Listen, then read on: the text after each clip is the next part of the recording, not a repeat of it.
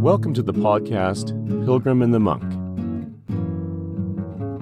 A developing story of a pilgrim who is seeking the truth, and a monk who helps him find the way. Written by Timothy G.A. Cooper. Narrated and produced by Greg Cooper.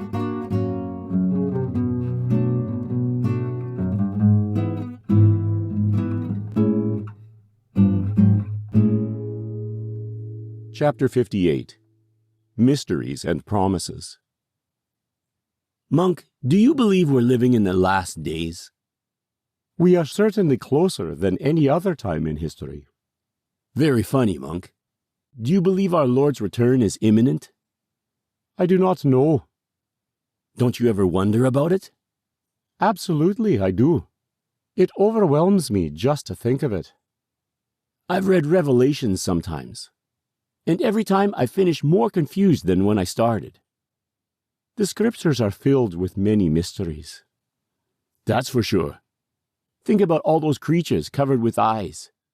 When I picture them in my mind, it sends shivers down my spine. It points to a reality beyond our comprehension. Those aren't the only mysteries that baffle me. What about entertaining angels unaware, as the writer of Hebrews describes? We know Lot entertained 2 angels while living in Sodom. They were sent to save his life. Then there was the angel who met with Joshua the night before the Battle of Jericho. He told Joshua he was neither for him or against him. That's ominous. It is a reminder that we must daily take up our cross and become God's ally. Then why does the Apostle Paul write to the Romans, "If God is for us, who can be against us?" Earlier in that same chapter, the apostle prefaces his argument with the statement, "And because you belong to him, the power of the life-giving Spirit has freed you from the power of sin that leads to death." We must belong to him in order to receive the fullness of his blessings. I believe this helps us to understand the encounter between Joshua and the angel. That makes sense. How do you explain the mystery of the Nephilim? I find Genesis is often as mysterious as Revelation. No doubt.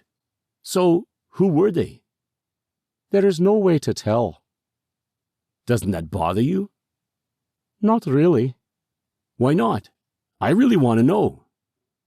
You answered your own question already. If God is for us, who can be against us? How does that help? As long as we remain in God's will, we are secure in his promises. That's encouraging, especially reading through Revelations.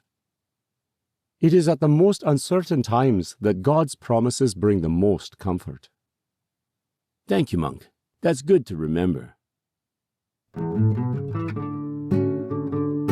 You've been listening to Pilgrim and the Monk, written by Timothy G.A. Cooper, narrated and produced by Greg Cooper. We hope you enjoyed this production. Please join us again for the next episode.